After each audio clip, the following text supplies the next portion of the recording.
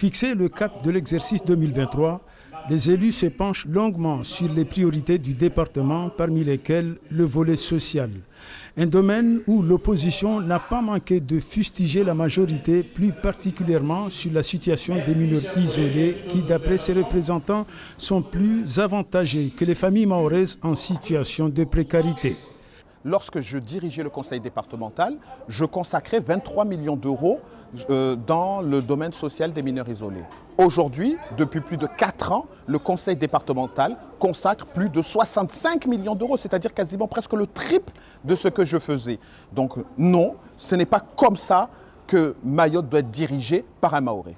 Nous leur reprochons de ne pas investir dans les plus faibles.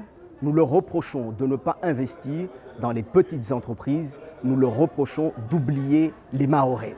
Dépenser de l'argent dans des déplacements en business class, ça n'est pas travailler dans l'intérêt de Mayotte. Et donner les plantations comme à Mlumbajou, à Manatindi, à des gens pour faire de l'agriculture, alors que pendant 20 ans, les gens ont cherché à reboiser, ce budget, ces orientations manquent de logique et créent un sentiment d'insécurité budgétaire au moment même où Mayotte a besoin d'unité.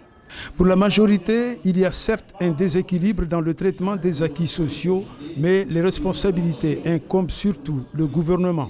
Les collègues de l'opposition savent très bien que nous n'avons pas mis le paquet comme c'était le cas les années passées.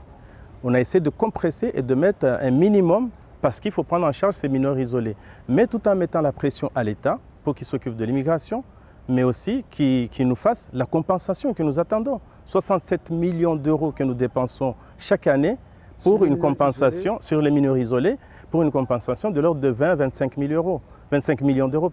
Donc ce n'est pas suffisant, mais on ne peut pas dire non plus qu'on met le paquet sur les mineurs isolés et on oublie les Mahorais. D'autres discussions sur des projets structurants ont été évoquées, tels que l'aménagement du territoire ou les infrastructures sportives. Nul doute que le volet du budget lors de la prochaine session ne manquera pas de piquant dans l'hémicycle Younoussa Bamana.